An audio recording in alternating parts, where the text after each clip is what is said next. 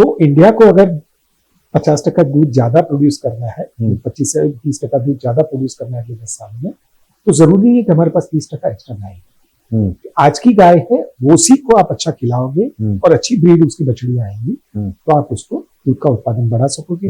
उत्पादन बढ़ेगा अच्छी, और तो खर्चा भी कम होगा किसान की, उसका मतलब आय भी बढ़ी उसकी।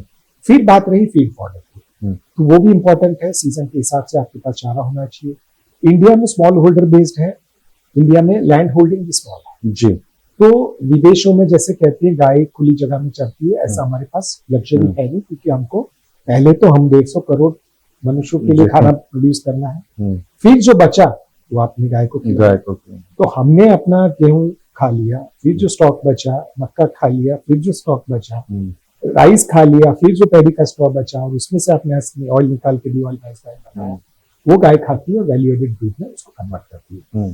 तो हमारा चाहे लो होल्डर बेस हो, बट ऑर्गेनाइज्ड डेयरी कोऑपरेटिव्स खुद कैटल फीड बना के अपने जैसे आपने कहा न्यूट्रिशियस फॉडर लोगों किसानों तक पहुंचाती है, तो वो काम होगा तो स्वाभाविक तौर पे गाय को पोषण अच्छा मिलेगा, हाई प्रोटीन डाइट जो होता है कैटल फीड का वो भी मिलेगा, कंपोजिशन स्टैंडर्ड होगा, कॉस्ट वाजिब होगा, तो ऑब्वियसली इसका रिजल्ट भी आपको अच्छा आएगा।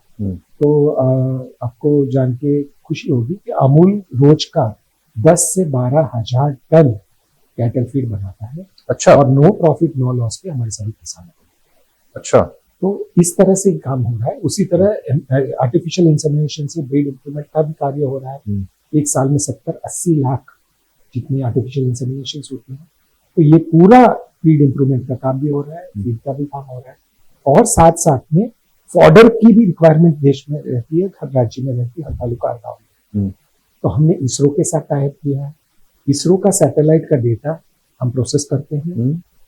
उसके 2 तरीके होते हैं, एक पहले तो आपको असेसमेंट मिल जाता है कि कहाँ का फॉडर हुआ, फिर उसका हम ग्राउंड ट्रूथ लेते हैं, फिर मानो आपकी खेत में फॉडर है तो उसका हम 5 मीटर बाय 5 मीटर का एक्चुअल क्रॉप कटिंग एक्सपेरिमेंट करते हैं, नाप तोलते हैं, और फिर based on the ISRO satellite data का एनालिसिस पूरे राज्य में कितना फॉडर का कल्टीवेशन इस खरीफ में हुआ, इस रबी में हुआ, वो सीजन वाइज हम एनालाइज करके लोगों किसानों तक पहुंचाते हैं।